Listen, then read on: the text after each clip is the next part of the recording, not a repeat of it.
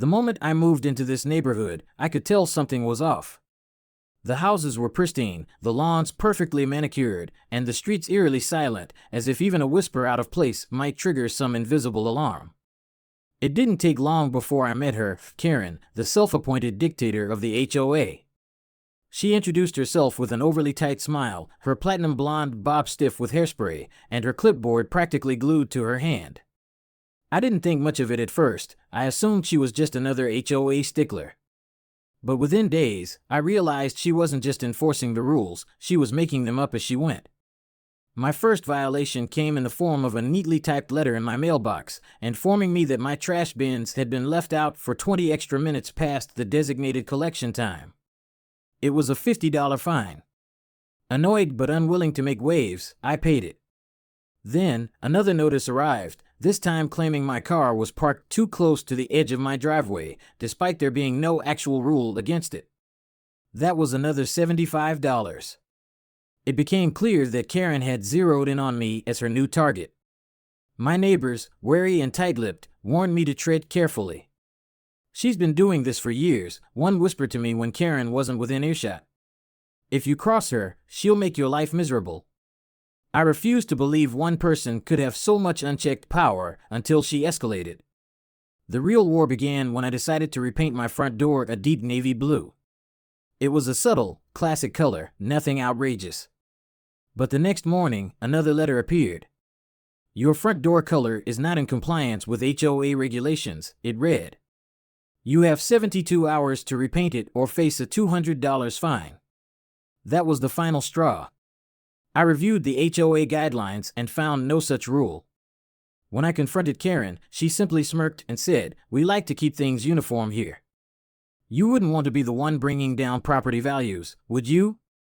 That's when I knew this wasn't about rules. This was about control. She wanted absolute authority, and I had unknowingly challenged it. I refused to comply.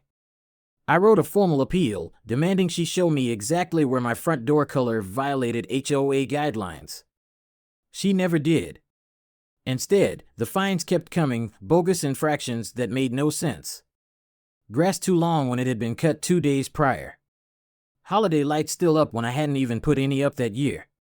The absurdity was almost comical, but the financial drain was real. I wasn't the only one suffering either. Neighbors admitted to having similar battles with Karen, but most had given up and complied just to get her off their backs. She had bullied them into submission. I, however, wasn't going to roll over. I refused to pay another baseless fine. That's when Karen did something unthinkable. One morning, I backed out of my garage as usual, only to hear a sickening pop, pop, pop beneath my tires. My car lurched, and the dashboard lit up like a Christmas tree. Heart-pounding, I threw it into park and got out. That's when I saw them, sharp, gleaming metal spike strips embedded in the concrete at the foot of my driveway. My tires were destroyed. Furious, I stormed back inside to check my security footage. The timestamp didn't lie. In the dead of night, Karen had marched up my driveway, carrying a toolbox, and meticulously installed those spikes herself. She even had the audacity to smirk at my camera before walking away. This wasn't just petty HOA nonsense anymore. This was criminal. I stood in my driveway, staring in absolute disbelief at the damage Karen had inflicted. My tires were shredded, their rubber carcasses splayed open like a gutted fish, and the metal spikes sat gleaming under the morning sun, a monument to her arrogance. This wasn't just a petty HOA dispute anymore, this was full-blown vandalism and sabotage. My hands clenched into fists as I took a deep breath, forcing myself to think rationally. I wasn't about to give Karen the satisfaction of an emotional outburst. No, I was going to make sure she paid for this the right way. First, I took out my phone and snapped dozens of pictures, documenting every angle of the spike strips. Then, I went inside to pull up the security footage. I watched in disgust as Karen, dressed in all black like some low-budget cat burglar, tiptoed up to my driveway in the dead of night. She carried a small toolbox, and for the next 20 minutes, she carefully affixed the metal spikes into the ground. As if that wasn't bad enough, the footage ended with her grinning directly into the camera, as if daring me to do something about it. Oh, she had no idea what was coming. I wasn't about to let this slide. Before calling the police, I decided to confront her first, just to see how far she would go to defend her insanity. I knocked on her door, my patience stretched thin. After a few moments, she opened it, her smug face already prepared for battle. "Well, well," she said, crossing her arms. "If it isn't our little rule breaker." I held up my phone, playing the incriminating footage right in front of her face. Her smirk didn't even falter. "Oh, that," she said, waving a dismissive hand. "That's just a safety precaution. You have a tendency to park too close to the sidewalk, and we can't have that disrupting the aesthetic of the neighborhood." I stared at her, dumbfounded. "You installed metal spike strips in my driveway, private property, because you didn't like where I parked?" She nodded as if she were explaining something to a child. "Exactly. If you had just followed the rules, this wouldn't have been necessary." I felt my eye twitch. "Karen, you committed a crime. Do you understand that? You destroyed my property. You tampered with my driveway." She laughed. "Oh, please," she scoffed. "The HOA has full authority to implement safety measures as needed." I clenched my jaw. "The HOA does not own my driveway, Karen. You don't have authority over my property." That made her falter for just a second, but she quickly recovered. "Well," she huffed, "if you want to make a big deal about it, fine. But good luck proving anything. This neighborhood backs me. No one is going to stand up for you." It was almost comical how deeply she believed her own nonsense. She was so used to controlling people through fear that she truly thought she was untouchable. I stepped back, shaking my head. "All right, Karen. Have it your way." She smirked, thinking she had one. I called the police. When the officers arrived, I handed them every piece of evidence I had, the photos, the footage, even testimonies from a few brave neighbors who had finally had enough of Karen's reign. The officers were stunned. "She really installed spike strips on your driveway?" one of them asked, staring at the footage in disbelief. "Oh, she sure did," I confirmed. The officer exhaled sharply. "That's criminal damage and reckless endangerment at the very least." I nodded. "Not to mention trespassing." Karen, who had been watching from her porch, finally realized something was wrong when she saw the officers taking my statement. She stormed over, her confidence crumbling with every step. "What is this?" she demanded. "Why are you talking to him?" One of the officers turned to her. "Ma'am, we need to ask you some questions." She scoffed. "About what?" "The HOA has full authority." "This isn't an HOA matter," the officer cut in, his tone sharp. "This is a criminal investigation." For the first time, Karen's bravado wavered. She took a step back, her hands clenched at her sides. "That's ridiculous. I was just enforcing the rules." "You destroyed private property," the officer shot back. "Installing spike strips on someone's driveway isn't enforcing rules, it's a crime." Karen's face turned an alarming shade of red. "This is absurd. I was protecting the neighborhood from his constant violations." "Violations like parking in his own driveway?" I deadpanned. Karen spluttered. "He was disrupting the order of the community. That's why we have an HOA." The officer sighed. "Ma'am, you're going to need to come with us to the station for further questioning." Karen's eyes widened. "What? You can't be serious." But the officers weren't playing games. They escorted her to their patrol car while she shouted every excuse in the book. "This is harassment. I'm the HOA president. You can't do this to me." The irony was almost too sweet. The woman who had spent years terrorizing an entire neighborhood was now completely powerless. As the officers drove her away, I turned to the growing crowd of neighbors who had come to watch. For the first time, I saw something new in their eyes, relief. Karen's reign of terror was over. But the fight wasn't finished yet. Because I wasn't just going to let her walk away with a slap on the wrist. With Karen hauled off to the police station, I knew I had won the first battle, but the war wasn't over.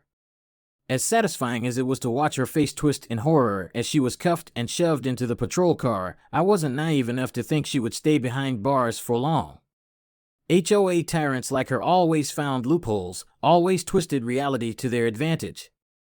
She'd claim she was being persecuted, that she was simply enforcing the will of the community, and the worst part? Some people might actually believe her. I needed to make sure she faced real consequences, not just a slap on the wrist, not just a warning, but actual legal accountability. So, I got to work.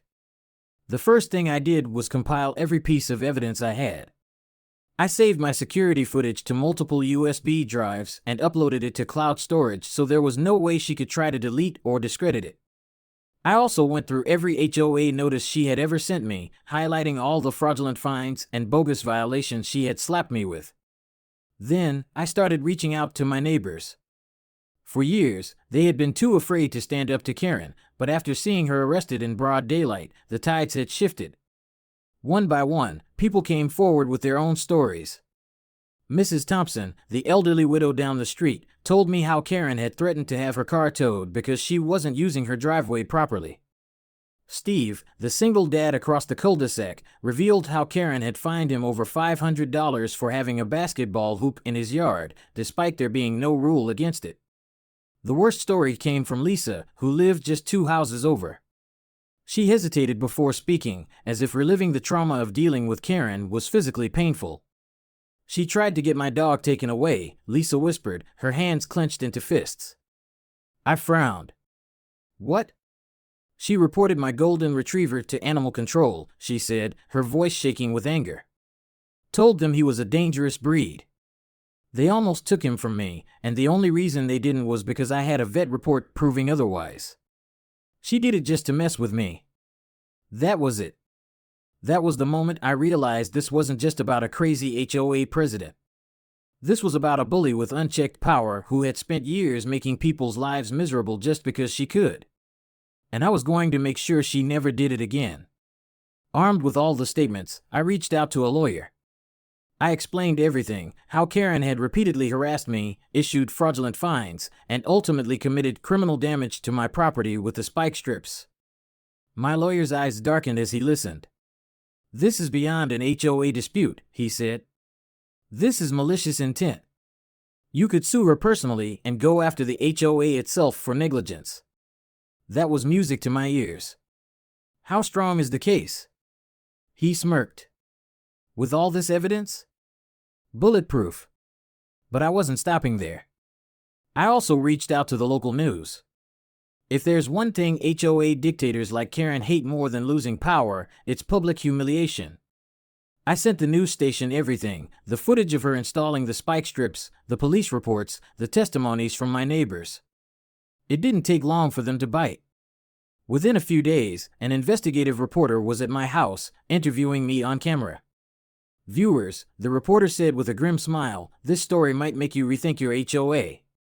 By the end of the week, Karen's name was plastered all over local media. She wasn't just a neighborhood tyrant anymore, she was a public disgrace.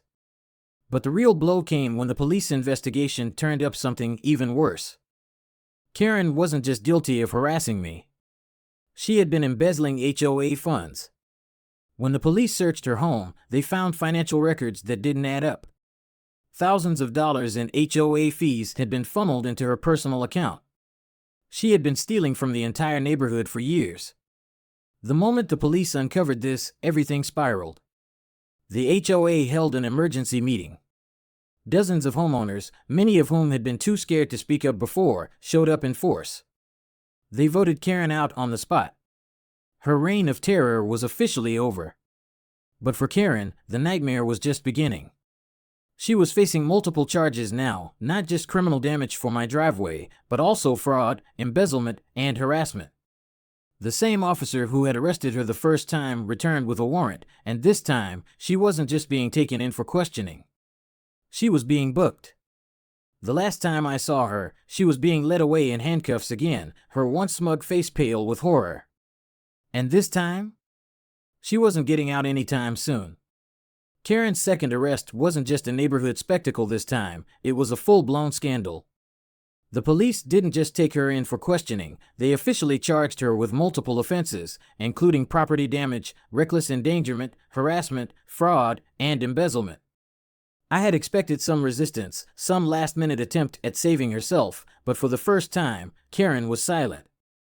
No smug comebacks, no self-righteous speeches about preserving the integrity of the neighborhood. Just a pale, wide-eyed expression as the officers read her rights and placed her into the back of a squad car. The moment she was gone, the neighborhood exploded. I stood on my porch as people gathered in the street, murmuring among themselves, some still in shock, others absolutely livid. Years of suppressed frustration finally boiled over.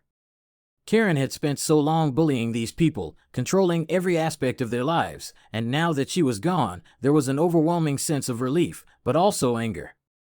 Steve, the single dad who had been fined for his basketball hoop, ran a hand down his face. I can't believe it. She's actually gone. Lisa, the woman Karen had tried to have her dog taken away, crossed her arms. She deserves worse. Mrs. Thompson, the elderly widow, shook her head. We should have done something sooner. And honestly, they weren't wrong. Karen had thrived off of fear. She counted on people being too scared or too exhausted to fight back. The fines, the threats, the fake rules, it had all been a tactic to keep people under her thumb. But now she had no power. The HOA, now leaderless, scrambled to contain the damage. They called an emergency board meeting, which I attended out of pure curiosity. The remaining board members, who had blindly followed Karen's rule for years, were desperate to distance themselves from her crimes. They pleaded ignorance, claiming they had no idea she had been embezzling funds, no idea she was operating like a dictator. I didn't buy it. She's been terrorizing people for years, I said, crossing my arms. And you expect us to believe none of you noticed? One of them, a nervous-looking man named Greg, gulped. She handled most of the financials. We trusted her. Lisa scoffed. Yeah, well, that trust just cost this neighborhood thousands of dollars. And she was right. When the financial audit was released, the numbers were staggering. Karen had stolen upwards of $85,000 from the HOA over the years. Money that was supposed to go toward community maintenance, landscaping, and upkeep had been filling Karen's personal bank account. The lavish vacations? The designer handbags? The brand new SUV she drove? All paid for with HOA funds. The neighborhood was furious. We need a full refund, one resident demanded. We need to sue the HOA, another yelled. We need to tear down this entire board and start fresh, someone else called out. And that's exactly what happened. The HOA, desperate to avoid a full-scale lawsuit, agreed to dissolve the current board and hold a new election. Karen's old rules? Gone. The fine she had slapped on people? Invalidated. The bogus complaints she had filed? Wiped from the record. It was the ultimate erasure of her reign. But that wasn't the end for Karen. Her court case made headlines. The local news station followed the story closely, documenting her downfall from strict HOA president to criminal defendant. She was hit with a civil lawsuit from multiple homeowners and criminal charges from the county. The charges stacked up fast: fraud, theft, destruction of property, reckless endangerment, harassment, and abuse of power. Her defense? It was all a misunderstanding. Yeah, the judge didn't buy it. During the trial, the prosecution laid out everything: the security footage of her installing the spike strips, the fraudulent financial records, the testimonies from multiple neighbors. Karen, once so smug and condescending, looked like a shell of herself. She sat at the defendant's table, her face devoid of makeup, her usual pristine hair now frizzy and unkempt. Gone was the icy confidence, replaced with pure desperation. When the judge finally handed down the verdict, the courtroom was dead silent. Guilty. Karen was sentenced to prison time. Not just probation, not just community service, actual time behind bars. 6 years. The moment the sentence was read, I felt a weight lift off my chest. For the first time since moving into this neighborhood, I felt like I could breathe. Justice had been served. But even with Karen gone, there was still work to do. The HOA needed serious reform. People needed reparations. And most importantly, we needed to make sure something like this never happened again. So, with Karen out of the picture, we set out to rebuild. With Karen officially behind bars, the neighborhood was finally free. It was strange at first. After years of living under her dictatorship, the idea of simply existing in our homes without fear of fines, threats, or arbitrary rules felt almost unreal. People stepped outside more, actually talked to each other instead of just nodding politely and rushing indoors to avoid Karen's watchful gaze. The mood was lighter, freer. But the damage she had done still lingered, and there was a lot of work to do. The first order of business? Fixing the HOA. With Karen gone, the entire board was dissolved, and a new election was held. This time, instead of a power-hungry control freak, we chose people who actually cared about the community. We rewrote the HOA's bylaws, stripping out all the ridiculous rules Karen had made up and replacing them with fair, reasonable guidelines. No more insane fines, no more arbitrary restrictions, no more abuse of power. We even implemented a neighborhood oversight committee, ensuring that no one person could ever have the kind of unchecked control Karen had wielded for so long. Everything had to be voted on, and major decisions had to go through the entire community instead of being made behind closed doors by a self-important dictator. And let me tell you, watching Karen's legacy be erased piece by piece? Absolutely satisfying. But there was still one final battle left. The money she stole. The $85,000 she embezzled wasn't just going to be forgotten. Every homeowner she had extorted over the years deserved their money back, and we were going to make sure they got it. We filed a civil lawsuit against her, and since she had already been convicted of fraud and theft, the case was practically open and shut. The court ruled in our favor, ordering her to pay back every last cent. Of course, Karen didn't have that kind of money anymore. She had spent it on luxury vacations, designer handbags, and who knows what else. So, the court seized her assets, her car, her bank accounts, even her house. That's right. Karen lost her home. The very house from which she had ruled the neighborhood like a tyrant? Gone. It was put up for auction, and the money from the sale was used to compensate the homeowners she had scammed. The poetic justice of watching her lose the very thing she had lorded over everyone else was nothing short of perfection. With the lawsuit settled and the HOA finally in good hands, life in the neighborhood became normal again. No more petty citations, no more HOA overreach, no more fear of retaliation.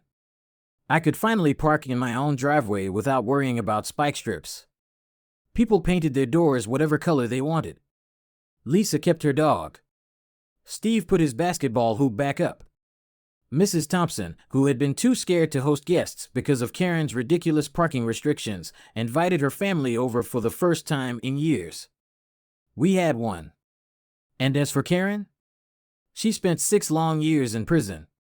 Her fall from grace was legendary. The once untouchable HOA queen was now just another convicted felon.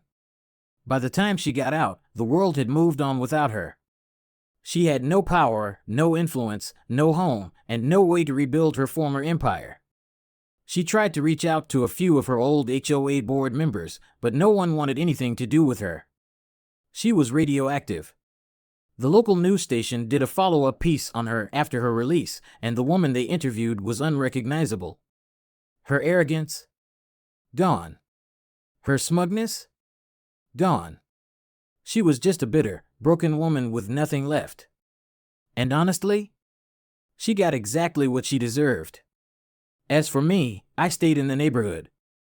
After everything that had happened, I had earned my peace. No longer just the guy who got targeted by the HOA, I had become the person who helped take Karen down. People actually respected me now. They stopped by to chat, invited me to barbecues, and for the first time since moving in, I felt like I truly belonged here. And every now and then, when I backed out of my driveway without the fear of my tires being destroyed, I'd glance at the empty lot where Karen's house used to be. And I'd smile. Because the HOA dictator was gone for good.